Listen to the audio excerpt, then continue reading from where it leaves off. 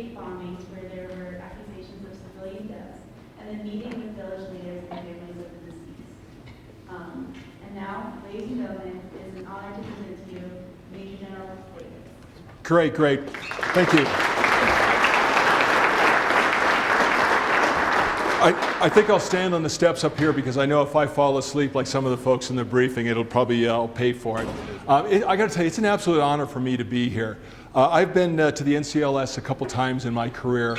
It's amazing work that they did. And I got to tell you, the one thing that set the tone for me was one of the first words I heard in the introduction this morning, and that word was the word integrity.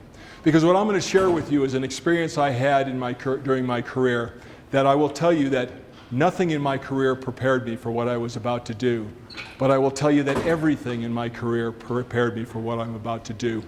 In 2010, I had volunteered to go back to Afghanistan to work for the ISAF, the International Security and Assistance group there, and our force. And I was assigned to a command called the IJC, the ISAF Joint Command. My job was real straightforward. I was an air planner. I had a group of 20 to 25 coalition air planners. I used to laugh and joke that, and they represented literally every nation that was in the coalition, that only 4 of us were native English speakers. My Brits on the team would correct me and say, no, really only 2 of us are native English speakers. But that tells you the incredibly diverse group that I worked through. Now our job was very simple. We interfaced with the ground commanders at the operational level to make sure with what they were doing in their scheme of maneuver that we as a coalition could cover with air support. And then we in turn handed all of the heavy lifting air planning to the Air Operations Center that was in Qatar. Your superintendent was just there. He is intimately familiar with the incredible work they did there. That was the primary job. Part of the job I didn't realize happened 3 days into it. I had worked very closely with the British Air Commodore, who was an absolutely phenomenal leader. And he came to me one day and he says, you need to go pack your bags and plan on being in the field for about 3-4 days, maybe a week. And what I found out then was I was on the Joint Incident Assessment Teams. The Joint Incident Assessment Teams were designed to get quickly into the field to make determinations for the commanders. So let's see if I get the remote right. So the basic purpose. The minute an allegation occurred, and that allegation could be a civilian casualty allegation, an incident, a mill-on-mill, it could have been a Pakistan border incident, it could have been a fratricide incident. Any one of those incidents, our team was literally on call to go. The sole purpose of the team, and General McChrystal and General Petraeus get the credit for this, was we were getting beat by the Taliban in terms of getting the truth out accurately with what happened in a situation. It made it very known to me that my number one goal was to get the truth, regardless of how ugly it was, or in some cases, I guess you could say good in some situations, because people did the right thing. Because his intent, the commander's intent, was to get out into the public affairs arena and acknowledge when we made a mistake. But this team evolved to a little bit more than just a standard go out, write a quick report, and come on back in. Okay, so I said we had a broad casualty. I have done helicopter incidents, I've done fixed wing, I've done remotely piloted aircraft, I've done artillery incidents that have occurred. All of those, when there was an allegation that we did something wrong, I was given a lot of latitude. I and the 2 Brit GOs, that flag officers, are given a lot of latitude to put out a team, because the most important thing was to maintain the trust of our Afghan partners and to get the truth out as quick as we could. The word assessment is used intentionally. I had no legal authorities as I went out. And I'm going to talk to that a little bit, because there may be some in here that are in the legal career field or some that are considering it after school. But we had no legal authorities. So we were in assessment. Formal investigation, it was needed, would be done after we went in. In fact, our team was the team that went in first.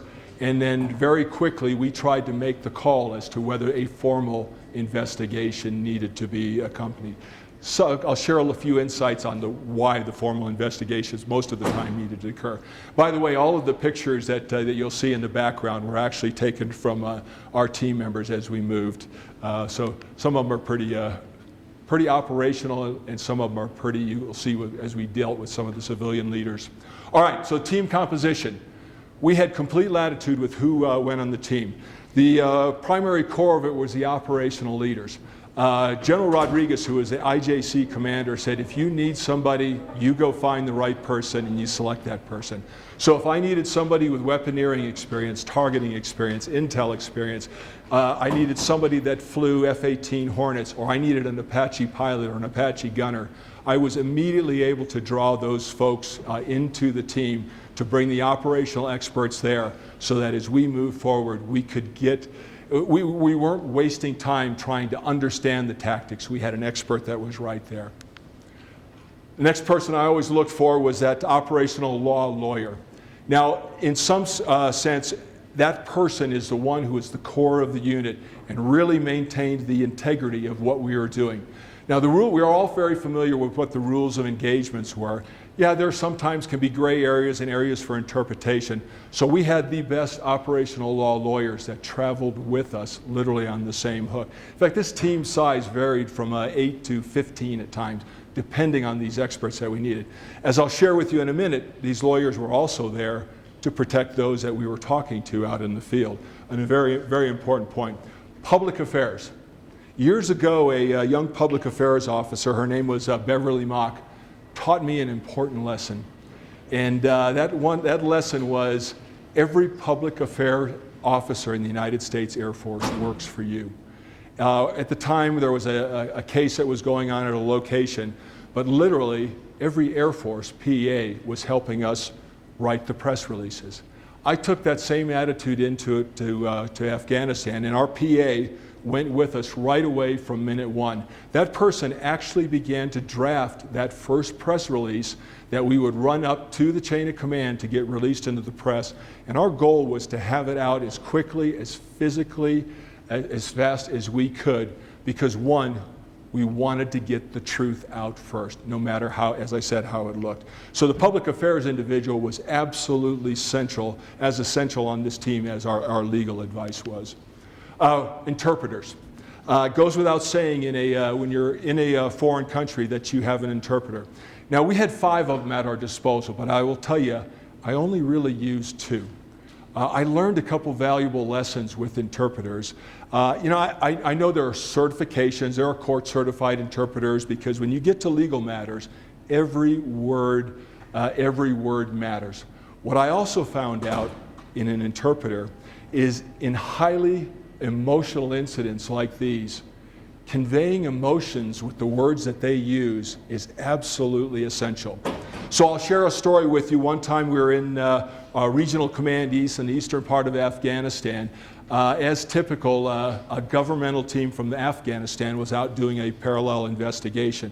We would always try to join up to them to share all of the information we had.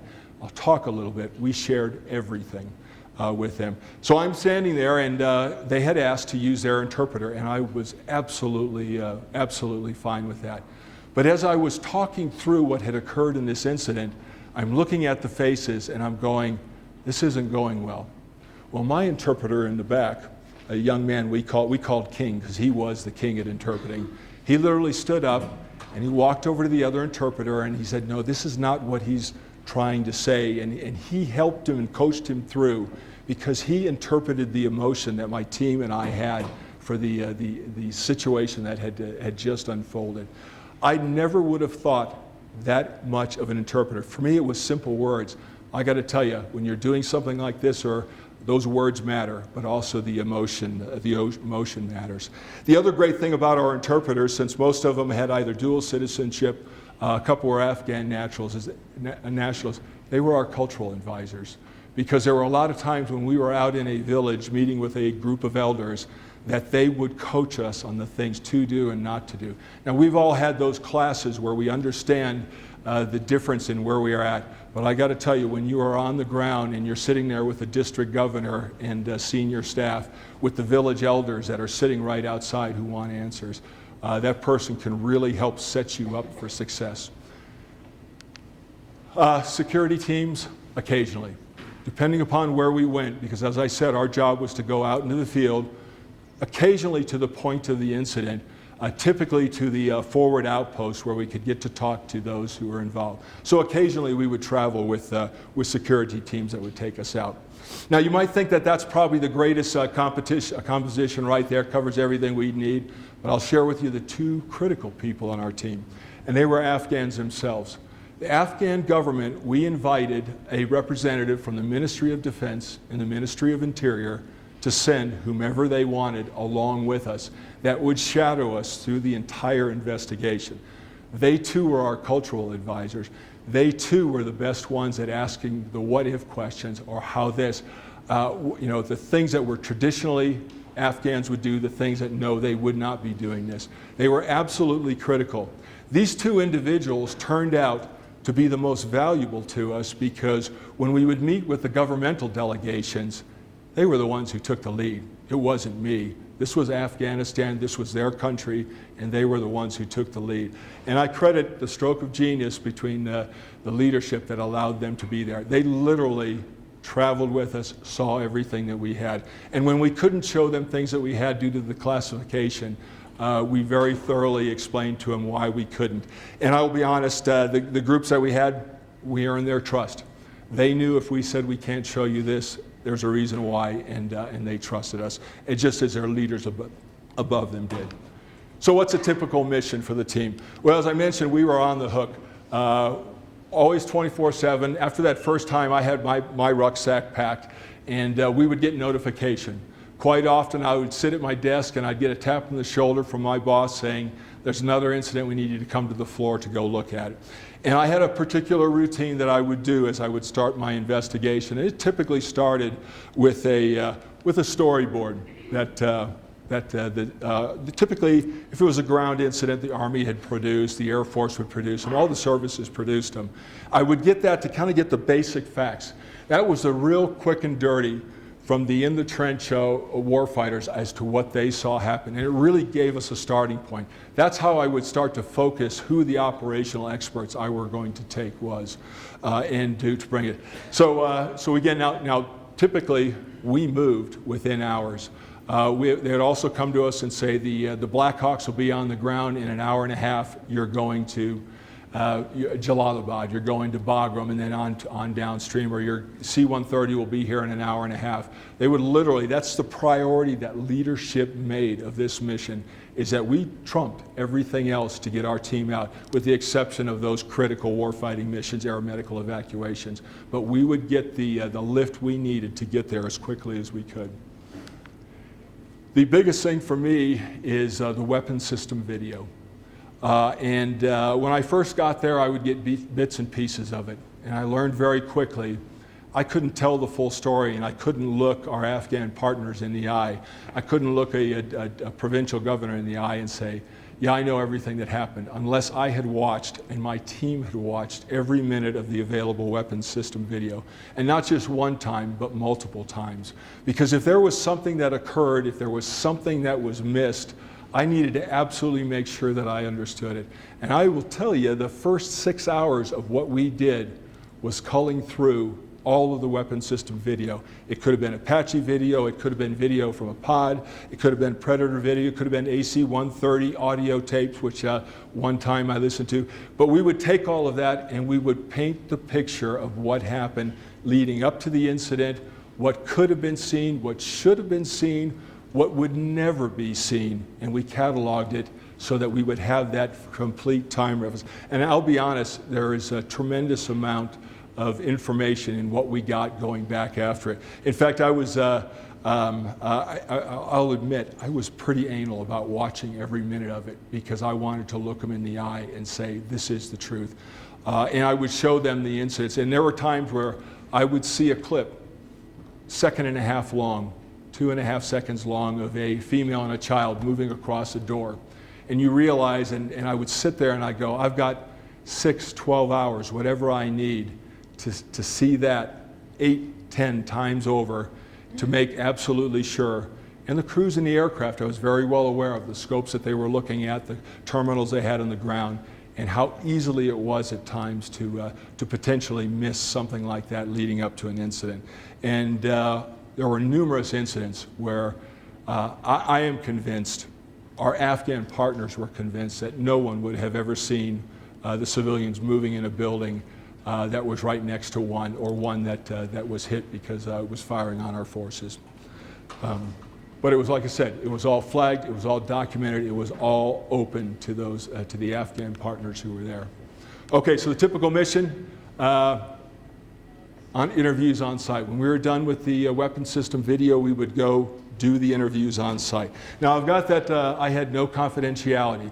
Those of you who are familiar with the Air Force accident investigation process, you know that when the Air Force has a safety board, there's a 30-day window where individuals are given confidentiality and they can talk and say freely what happened without fear of retribution. It's all in terms of getting to the source of the problem, correcting it. What follows the SIB, the safety board, is the accident investigation board. And that is a completely different group of individuals that comes in, and they are looking for the causes and individuals that they can assign responsibility to if necessary. I didn't have any of that. Now remember I mentioned the lawyer earlier, that they had the role as the operational lawyer? Here's the second role they had. When we sat down and we started asking questions about the incident, if there was an incident where we thought it would lead to a formal investigation, we could not let an individual, we did not want to let an individual self-incriminate. That was for the accident board, for an individual to have their rights. So my lawyer that was sitting at my side was just as much there to protect the individuals involved in the incident. And we were very honest with the individuals, the units. They knew if it would go to a formal report, but that was not our goal. In fact, when the formal reports followed, they didn't get a copy of our report. They might have gotten some of the technical data, some of the weapon system video, things that we just saved them time on. But in an interview like this, no access to that at all. That kept the level of trust significantly high, but it also protected. In fact, I'm going to go even one step further. A lot of times we recommended formal reports, not because we thought that there was a significantly a criminal action or a grievous error, but we asked for the report so that we could protect those involved to get the situation completely documented, whereas if it popped up a little bit later, that it could have a formal report to protect the individuals. That happened to me about 6 months ago. I got a call, one of our coalition partners who was involved in an incident that I had assessed, and I spent 4 hours in my office walking through them with the report on everything that occurred. So that documentation was very important to us. Drafting the press release. As I said in the beginning, that began literally the minute we started watching weapon system video. And that draft, it was a working document until we sent it forward. You as the commanders in the field are the ones who are the final sign-off authority on it. Most of the ones that we had were not the formal apology. That was not mine. That was for the operational commanders. That was their responsibility as commanders. But we would get our press release out, and you would see the things that you typically see. We regret that this incident occurred. And then it was very formal, the apologies from the commanders. In fact, if you have not, if you're tired and you want to look at a YouTube video, General David Rodriguez did an absolutely brilliant job going on camera after an incident that occurred in our Regional Command East, where I believe it was 9 children were accidentally killed, misidentified as insurgents. They were collecting firewood. And he was on TV immediately, and my hat is off to him for doing that, because that is exactly the goal and the purpose of what we were doing. But our press release evolved constantly as information came in. Final report production, rarely was it done out in the field. We usually finished that up back home, but we had the solid documentation. You know, it was a typical report. It was an executive summary. It was a very detailed timeline based on that weapon system video. Then it was a very exhaustive description of what had happened. Everything was, well, we tried to find 2 sources for every piece of information that we put out. We took a very academic approach to it because we didn't want something on hearsay. And where we had one person's opinion, one person said, well, this is why this occurred. We always acknowledge that in the report so that anybody who looked at it in the future would be able to be able to go find the sources that we had used, because we wanted to keep that documentation.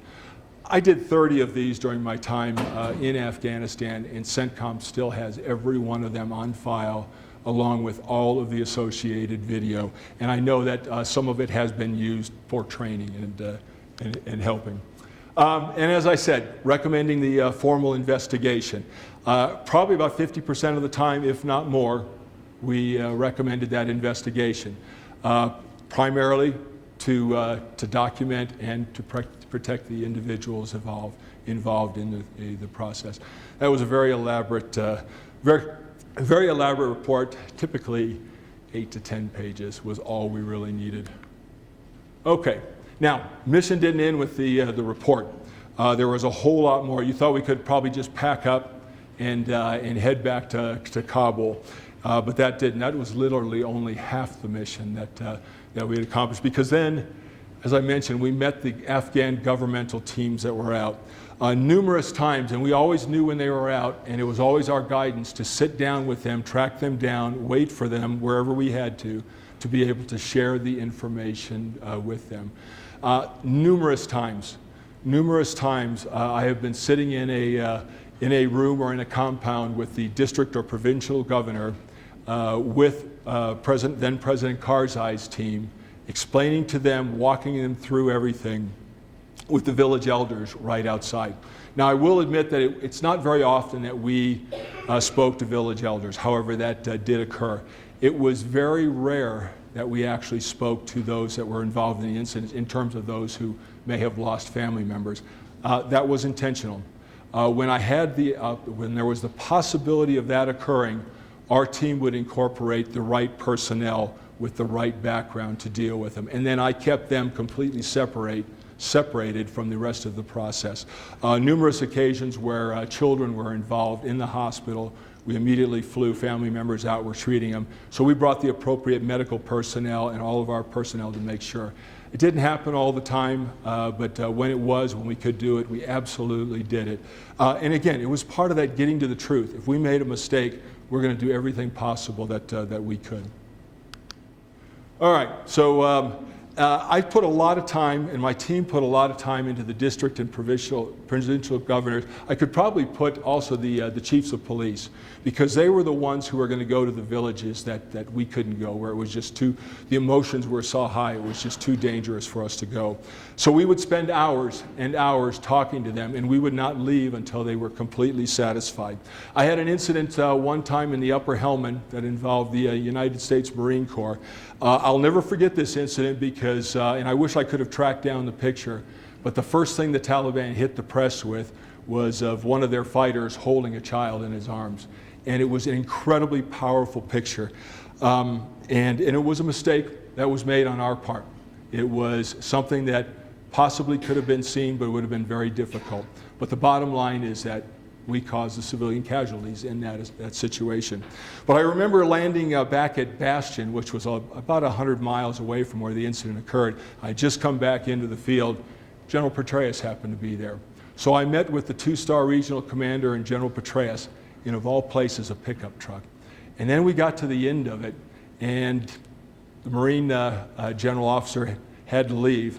And General Petraeus and I sat there for the next 15 to 20 minutes talking about what he needed our team to do, because we had made this absolutely horrific mistake, and we were in a very tough position in terms of, it's impossible to defend something in the press.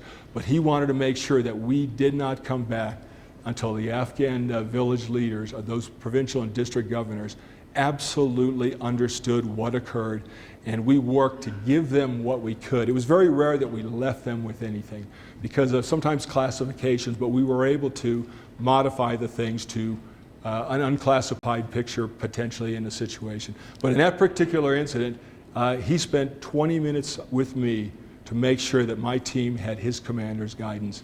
And in the end, it was again a very aggressive stand-up. We made a mistake. Here's what happened. Here's what we're going to do. And as with many of the situations, while you can never heal those wounds, it did preserve that bond of trust between us and the Afghans. Many of the, especially the provincial governors, they got to know me very well because they knew they could trust me and that I wasn't going to hide anything from them. Then the other piece that we would do is we would go back and circle back with the forces that were involved.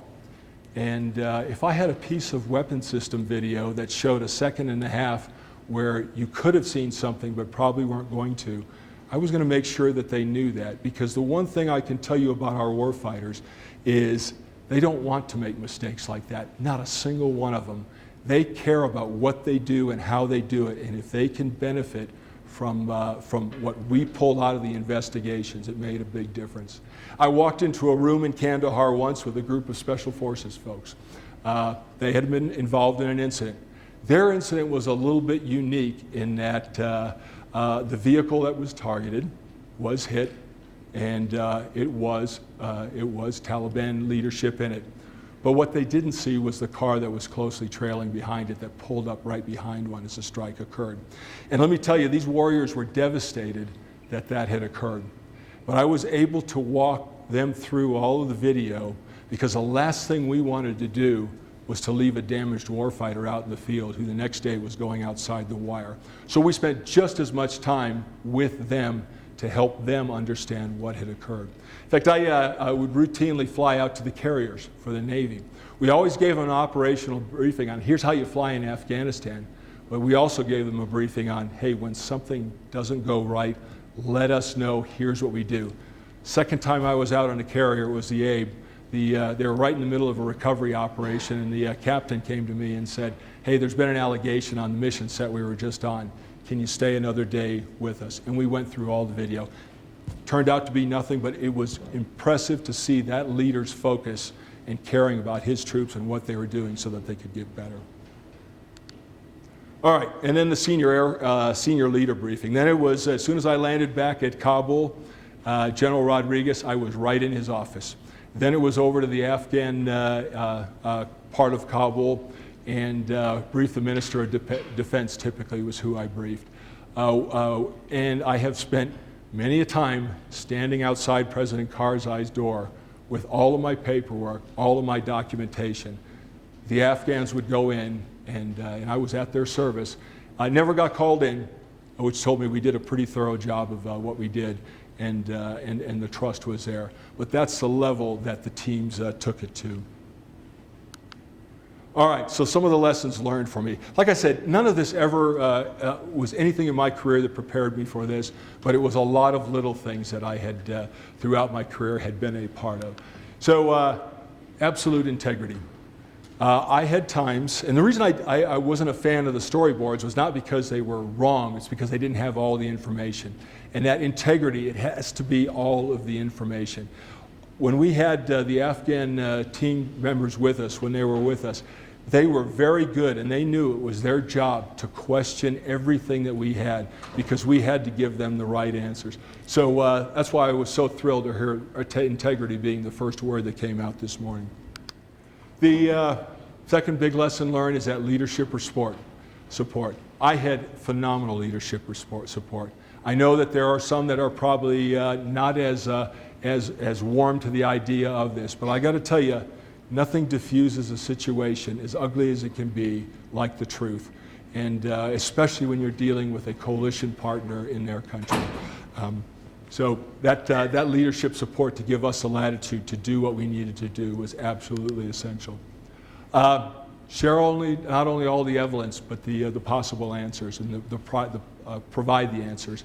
We wanted to make sure that no question was not asked that we could not give an answer for, and if we could, we had an explanation by it. That ties into that absolute integrity, making sure that you share what you have with it.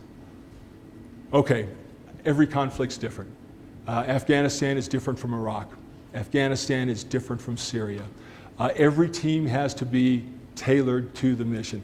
Central Command is doing that right now. The last article I read, or last press release I had, they were talking about the 1,200 plus allegations of civilian casualties that they had, and about the team that they have that goes through and finds duplicates and credibilities. That's tailoring it to the situation, and that's the type of leadership support that we need. And the last thing is meet with the watchdog organizations. Now, this one can make you a little bit nervous, because if anybody questions your integrity or has lack of trust in you, those can be some pretty difficult conversations.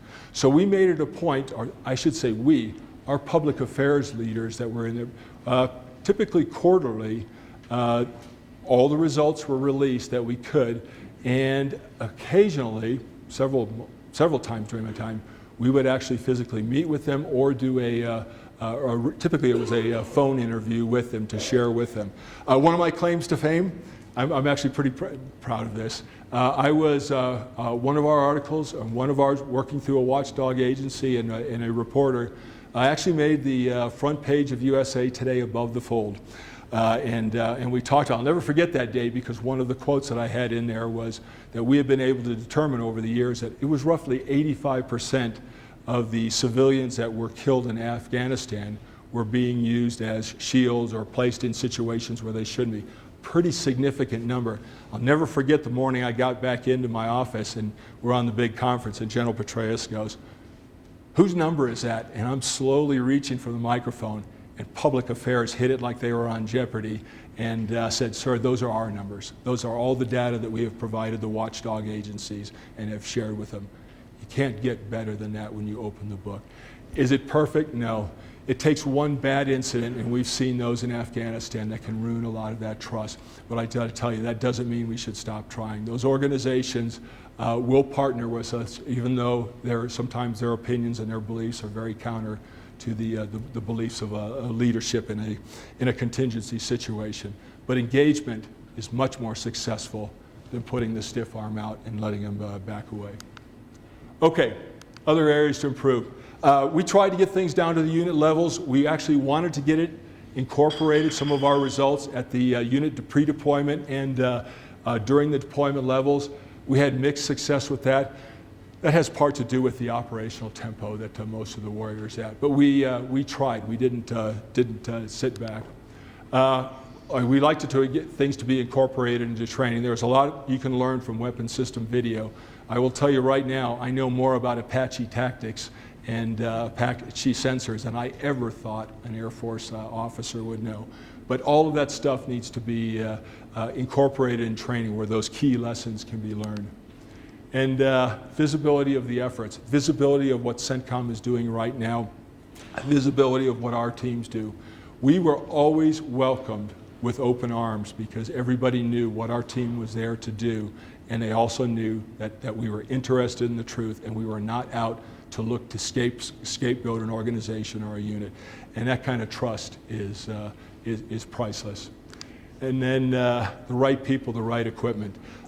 We traveled actually very light, and those of us who put together these teams, we wanted the right person. Because the person with the wrong, and I'll use the word bedside manner, the person with the gruff personality in a very highly emotionally charged situation is the wrong person to have. You want those folks who can diffuse a situation. I have walked out of a conference room, more of a plywood shack, where we were meeting with Afghans after we had had a mill-to-mill incident. And we had several great diffusers in that room.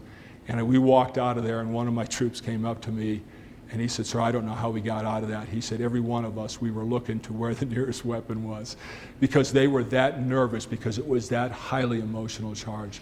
The wrong word, not that anything like that would have happened, but the wrong word would have set the wrong turn, and a situation could have gone downhill very fast. But the right people make the right difference. The right equipment. My biggest concern the entire time I was there was to battle to get the RPA community rewind capability. Remember I said I saw that 2.5 clip of that woman and child in the one doorway? Our sensor operators at the time lacked that capability. And if they had, they could have gone back and said, "What did I just see?" They still had the ability to do that, but it was a very cumbersome, time-consuming process.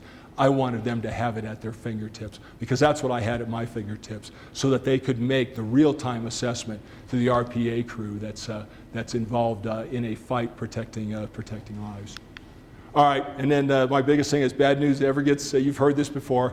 Gosh, when you're approached with something like this, yeah, like I said, that absolute integrity and the truth. The truth will de-arm any adversary, anybody who's adversarial to what you're doing.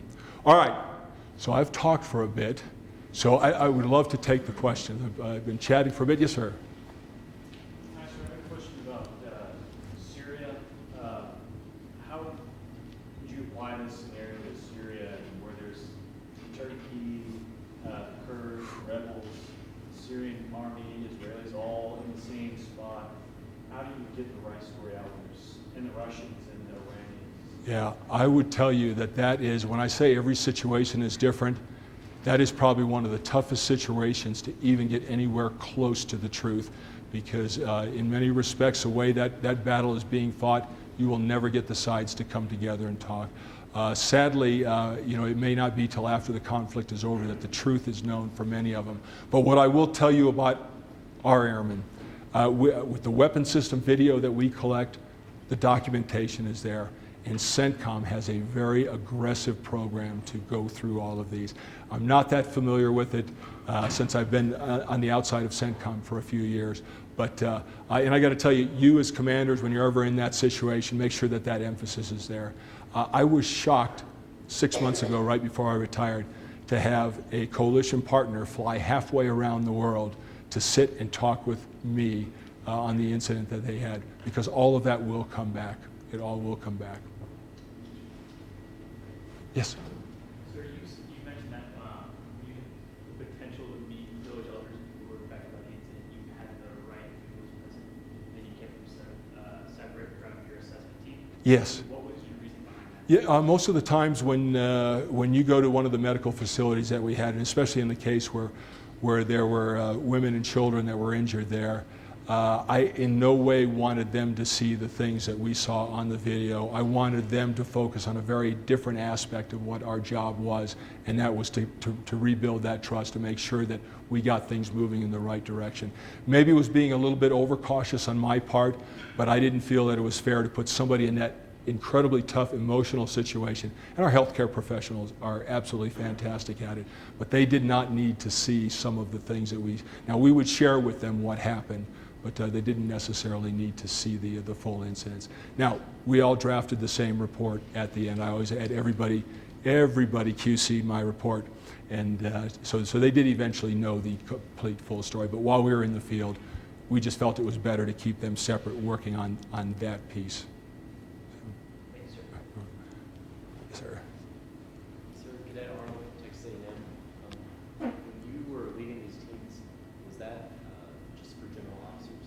No. In fact, they wanted to give credibility to the team, so a general officer, a flag officer, was assigned the duty. There were only 3 of us during my year in Afghanistan that were allowed to lead the teams: 2 British Air Commodores, 1-star equivalents, and myself. And we basically alternated. The Brits would investigate a U.S. incident. It's whoever's turn was in the queue was whoever went out. Both of those Brits weren't there at the same time. One replaced the other one. But that's how that worked. It was to give it the credibility. And sometimes it's I know very much from my time as a lieutenant and a captain the attention that a colonel or a flag officer can achieve. They wanted to make sure that we got everything we needed in a potentially rank-conscious environment, that this was General Petraeus, this was General Rodriguez's general that he has sent there. That's why we did it. There was nobody thrilled about us going outside the wire to do these things. For the most part, they were very benign, with the exception of a couple. One in particular, and I'll share a story with that one on you, because because our team had built up the trust. We had a Pakistan border incident, and General Kiani had asked that our team, he knew I had led the team, go to the outpost where the incident occurred. Well, we got there, and this was not the most friendly outpost in terms of the Taliban surrounding it. So the situation deteriorated fairly quickly. About 3.5 hours later, the helicopters were able to come in and get us. We achieved our mission on there. It was a phenomenal meeting with our Pakistani counterparts, and made some tremendous headway. But I get back to my headquarters, and I walk into the building, and there's like 5 2-stars there. And I kind of walk in, I'm dirty, grimy, throw my pack down, and I go, I don't know if that mission was that great of an idea going there. And the 2-star Marine goes, yeah, I don't think we're going to do that one again. And he goes, but I did learn something. And I go, what's that?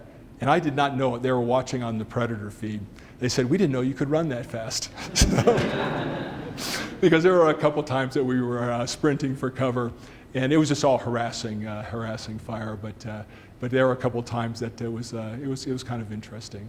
So, but for the most time, it was, I would want to say benign. It was, like I said, highly charged emotions, but fairly safe environments. Good, good. Yes? Sir, that from Utah. I'm just curious if you're familiar with the incident in 94, the couple F-15 shot down Blackhawk. Yeah, I am familiar with it, just as from reading in the press and the documentation that has been published. Yes, sir. I'm just curious, when there's so many things that go wrong on so many different levels, how do you make sure that the right people are held accountable for, and then kind of like the wrong people? Yeah, well, that's where the formal investigation comes in afterwards, and they go through with a fine-tooth comb and they document everything, what everybody did. And again, that formal investigation, there's individual rights that are associated with, protections associated with it, and it's very difficult. Now, what I will tell you, I would be hard-pressed to look at you and say, I think I could have done all of these with the tools I had and not necessarily gone to talk to the individuals. Now, where the individuals were really helpful was it helped me explain if the situation warranted to the district and provincial governors. But that whole process was, in fact, I'll share with you, the formal investigations at times were initiated while we were still in the field doing our work. They very much wanted our work, but we wouldn't let them have it. That was all between the lawyers. I would not release any to them unless I had the legal consent and approvals to do it. And very rarely did they get anything in terms of the interviews, because that was out of bounds. But they got timelines and things like that. And then they took the formal investigation, and if there were things that needed to be done, then they did it. So, good. What time do I have till? I didn't. So you started at 2:30. What's that? 23. Okay, that's perfect. Got time for a few more questions. Good. Sir, from CSO6. I know some of these events that you probably had to investigate were probably not the most pleasant to look at. How were you able to keep your emotions from clouding your judgment? Yeah, you've touched on a very sensitive thing for me, because it's tough watching those things one time. It's even tougher watching it 20 times to make sure that you can get the right thing. What kept me going and kept the vast majority of our team members going is we knew the good that was going to come out of this situation. We knew that we were going to be able to help educate our warfighters on something that they would not, could not have seen or possibly could in the future. That was the thing that kept us going. But I will tell you, I hated that duty. Not everybody on my team did it. And it was only a few folks that I trusted, that I felt had the resilient personalities, and then we watched each other to make sure that thing. Because I will admit, I have seen some ugly things repeated over and over. One situation that occurred on another Pakistani border incident, and Pakistani border guards were standing right by a building. An individual went in the building as it was hit. It was a mistake on our part. We definitely acknowledged it, but as my Pakistani counterpart was sitting next to me, I stopped the film seconds before, and I told him, I said, this is what you're about to see. You need to be ready for it. And I said, it's going to be very tough for you to watch the next 15 seconds of clip. And when I hit the play and the incident occurred, he jumped. And so that stuff does have an impact. It does have an impact. So, but yeah, great question. Nobody has ever asked me that one before, because we watched very closely our health and what we were doing, and to make sure that there were no lingering effects. So I appreciate the resiliency training that we worked on. Good.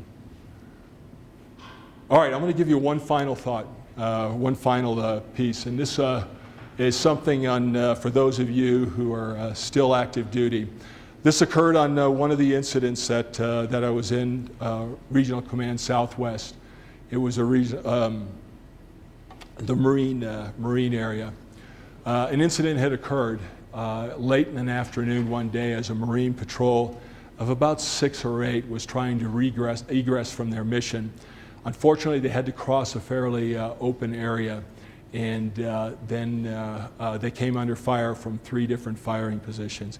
The firing positions were using fairly high caliber and long rifles and automatic weapons. And they were pinned down in this field. I got the call, immediately got the weapon system video, and started going through it. And it was one of the most sobering things that I had seen as I'm watching on the video little puffs of dirt all around these Marines on the ground. And, but what I also noticed on the video was that the aircraft that was called into the area wasn't assigned to their overwatch, but it was one that made it there extremely fast. And I watched methodically as a crew focused on the 3 different firing positions that were pinning these Marines down as we're watching puffs of dirt from around them. And then with one shot, one bomb, they took out the most lethal of the firing positions. The firing stopped and the Marines were able to egress. We got called because there was the immediate allegation of civilians, that civilians were killed. So I watched the video and we head down, and that night at Camp Bastion, very early that morning, we flew forward up into the upper Helmand region, and I met with the Marine Patrol. And nothing more than a plywood storage shed at a FOB. And we talked about their mission. And as we were sitting there, I looked down and I noticed on his helmet was a huge crease right across the top. And his night vision goggle bracket was tangled and mangled back. And I probably asked a question that I already knew the answer to. And I said, did that happen yesterday afternoon? And the Marine went on to explain. And I will apologize, because sometimes I have a tough time making it through this part of the story. But he said, there were so many rounds coming in, he said we couldn't get any lower in the field to protect ourselves. He said all we wanted was somebody to make it stop. And he said, I don't know who it was up there, but they made it stop. And then he said, please tell them thank you. That thank you is an incredibly powerful thank you. Now that day, it was an RPA crew, and it was a brilliant sensor operator who quickly and methodically picked out the most lethal point that saved those Marines. That Marine was a 2nd lieutenant. He had been in country 6 months. A lot of you in a very short time will be just like that young Marine. And it's the professionalism and the words behind that thank you, earning of that thank you, that made the difference. You know, there have been millions and millions of thank yous throughout our country's history like that. And it's a huge burden to place on a group of individuals. But I have to tell you, sitting there in the middle of that battlefield to hear him say thank you to all of them. And I committed to him that whenever I had the chance, I was going to tell his story. I was going to pass on that thank you for what we did that day. For those of you who are here who are cadets right now, you've inherited that burden of earning those thank yous. There's a lot of amazing, great things that you're going to be able to do, that you will do. There are some tough things that you're going to be asked to do in the time, but every one of them will end up with a thank you. And my hat's off to you, and you have my thank yous as you move forward in your careers. So with that, unless there's any burning questions, I guess I can give a few minutes back.